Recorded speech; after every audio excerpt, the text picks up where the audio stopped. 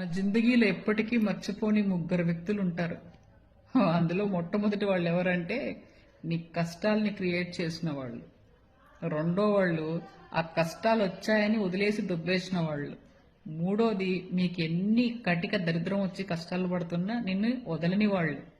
అవునంటారా లేదా?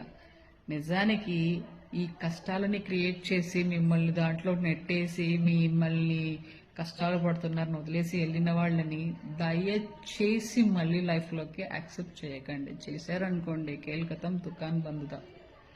యూనివర్స్ పంపిస్తుంది, మీకు సిగ్గొచ్చిందా లేదా మీరు మార్చచ్చారా మళ్ళీ పంపిస్తుంది. మీరు యాక్సెప్ట్ చేశారనుకో యథా రాజా తదా ప్రజ అంతదా, మళ్ళీ అదేదా రొటీన్ అవుతుంది. సేమ్ రిపీట్ డిఫాల్ట్ దా. వాళ్ళేం మారరు, మిమ్మల్ని చెప్పుకొని తింటారు. సో వైజ్లీ చూజ్ వైజ్లీ అంటారు కదంటారు మరి అది బాబాయ్.